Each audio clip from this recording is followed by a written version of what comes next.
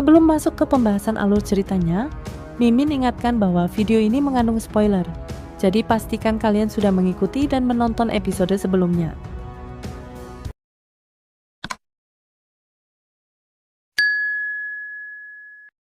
Sejak era Immortal Ancient, banyak yang mencoba menempuh jalan itu.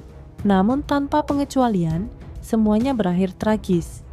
Jika tak mati, mereka lumpuh. Bahkan para jenius terbaik, kebanggaan surga, tak satu pun selamat. Jalan itu memang cacat sejak konsepnya, mustahil diselesaikan. Namun kini, di hadapan semua orang, Shihao justru memperlihatkan kekuatan luar biasa. Tinju surgawinya menghantam Purple Sun Heavenly Monarch hingga hampir lumpuh. Pemandangan ini membuat banyak orang tak percaya, menuduhnya mendapat kekuatan dari benih kuno tersembunyi. Tapi semua benih yang ada sudah lama diketahui keberadaannya. Mustahil dia mendapat yang baru. Kecurigaan itu sirna ketika terungkap. Huang menempuh jalan menggunakan tubuh sebagai benih dan berhasil. 4 kata itu saja cukup menghantam batin semua orang. Shihao melangkah perlahan seperti kaisar langit. Setiap tinjunya meremukan ruang, mengguncang bumi, dan membuat darah bercucuran dari tubuh lawannya. Purple Sun Heavenly Monarch, yang selama ini tak pernah terkalahkan, kini babak belur. Bahkan dia sendiri merasakan, sekalipun mengerahkan energi ungu kabut besar sepenuhnya, dia takkan bisa menekan Huang. Dalam putus asa, Purple Sun Heavenly Monarch memaksa diri, tapi tinju Shihao kembali menghancurkan tubuhnya. Para tetua Akademi Abadi cemas, pertarungan ini bisa berakhir dengan kematian. Mereka memerintahkan untuk mundur, namun Sang Raja Surga bersikeras melanjutkan. Xu Tuo dan Lan Xian yang sejak tadi menahan diri akhirnya turun tangan demi menghentikan Huang. 3 makhluk puncak bersatu melawan 1 orang. Hasilnya tetap sama. Purple Sun Heavenly Monarch terpental, nyawanya hanya terselamatkan berkat campur tangan tetua. Huang menulis ulang sejarah. Bangkit setelah 3 tahun menghilang, kembali sebagai raja yang tak tertandingi. Sorak dan kekaguman membahana, bahkan musuh pun tak bisa menahan rasa hormat. Di tengah pertempuran melawan Lan Xian, Shihao merasakan aura baru. Para puncak muda lain tiba. Ledakan dari kolam lumpur membuka gerbang menuju Istana Abadi.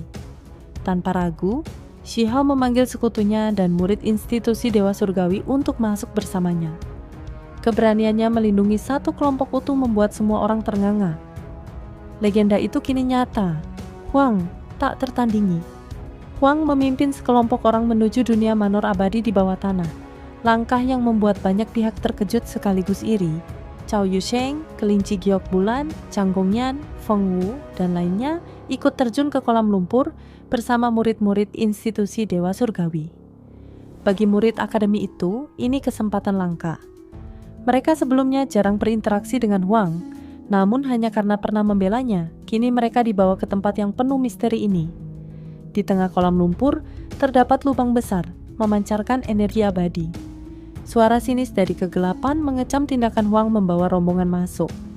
Huang membalas tajam, menantang siapapun yang mencoba menghalanginya. Serangan petir tiba-tiba menghujani mereka, namun Shihao mengulurkan tangan raksasa, menelan semua kilatan itu, dan memantulkannya kembali dengan kekuatan dahsyat.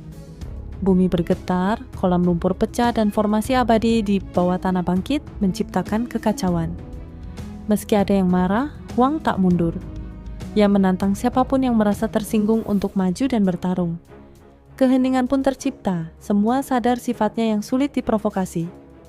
Huang kemudian memimpin rombongan turun, menembus gua karst luas penuh stalaktit bercahaya.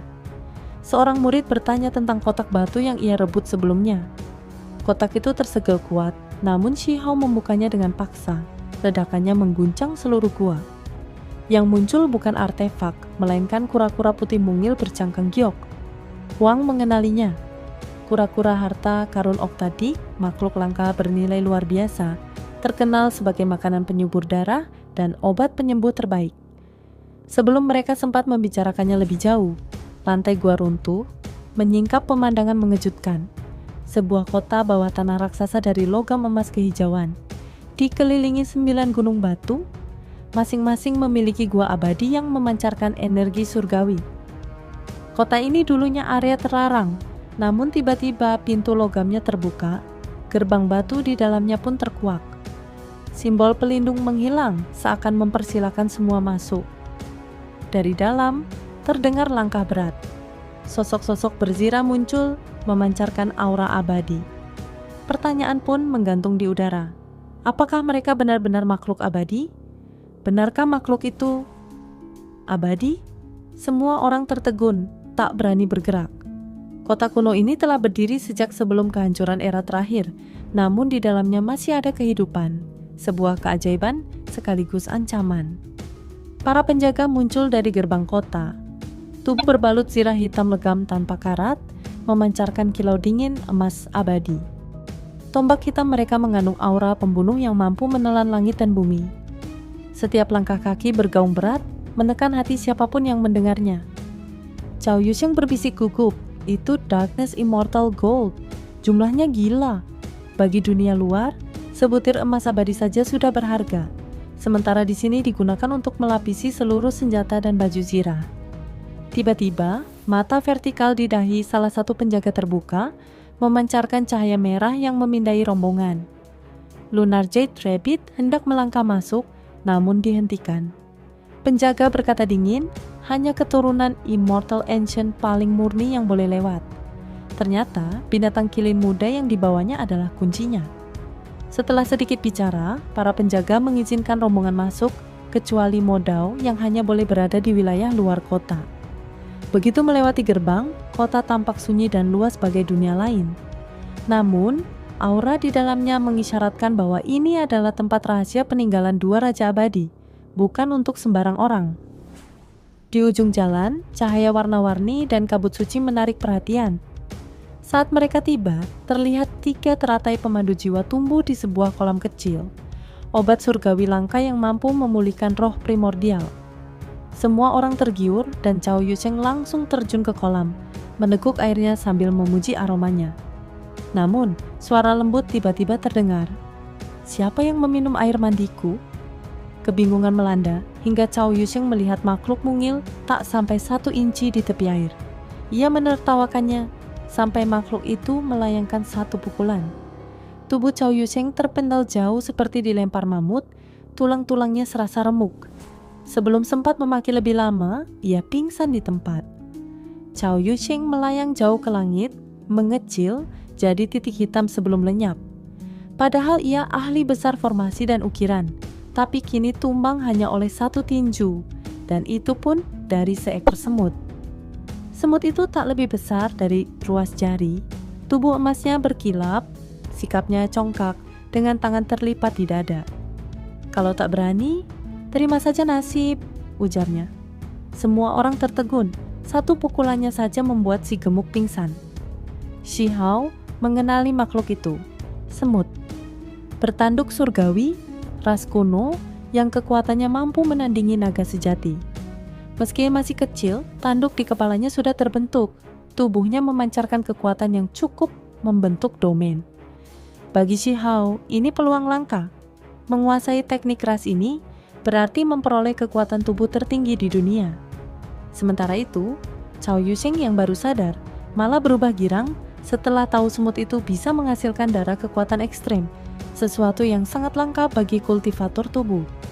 Tak lama, para prajurit penjaga kota muncul. Mereka mengungkapkan bahwa semut ini adalah keturunan murni yang dibangkitkan setelah tidur jutaan tahun. Bersama seekor kilin muda, ia adalah salah satu pewaris garis keturunan kuno yang berhak menerima warisan. Namun, kesempatan tak hanya untuk mereka. Siapapun yang bisa mengangkat kuali sumber asal, senjata utama semut bertanduk surgawi di zaman kuno akan diakui. Beratnya luar biasa, bahkan menyentuhnya saja bisa membuat orang terpental. Satu persatu makhluk muda tertinggi maju mencoba. Para murid Institut Dewa Surgawi pun mendorong Huang untuk ikut, yakin ia memiliki peluang besar. Cahaya hijau memancar saat seorang wanita cantik melangkah anggun. Rambutnya berwarna zamrud, kulit seputih salju, dan matanya hijau pekat seperti roh hutan purba.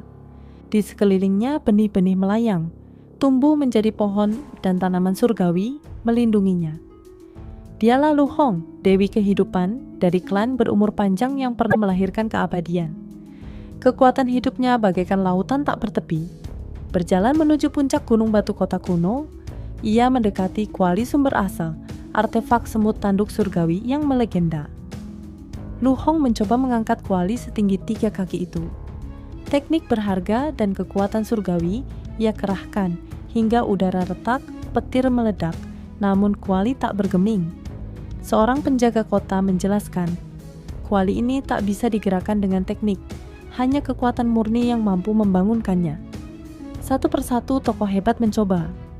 Raja Surgawi Matahari Ungu, Lan Zhan, Cao Yusheng, bahkan Great Shu Tuo dan Qi Gu. Ada yang membuatnya bergetar, tapi tak seorang pun berhasil mengangkatnya. Suasana hening, seakan generasi ini tak ada yang sebanding dengan semut tanduk surgawi muda. Penjaga kota menenangkan, kekuatan bukan segalanya. Naga sejati pun kalah dalam murni kekuatan, tapi tetap salah satu yang terkuat.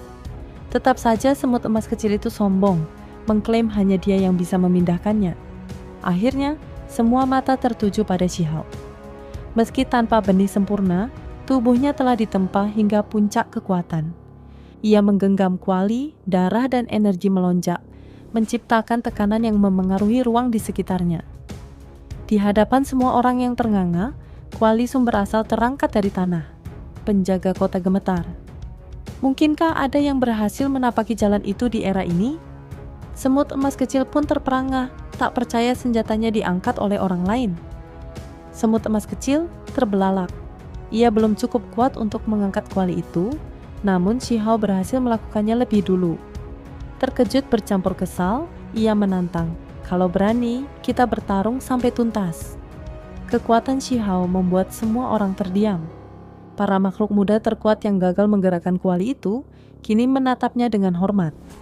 Dalam hal tubuh fisik, ia mungkin masuk 3 besar generasi ini. Bahkan para tetua tak menyangka jalur yang ia tempuh, jalan keturunan immortal kuno yang dianggap buntu, bisa membawa hasil sehebat ini. Fatih Chao dengan bangga memamerkan prestasi Shihao, bahkan mengejek Akademi Abadi karena tak memberinya benih sempurna. Para tetua di luar kota pun terkejut saat tahu Shihao menggunakan tubuh sebagai benih dan berhasil melewati jalan maut itu. Namun, kuali itu sangat berat.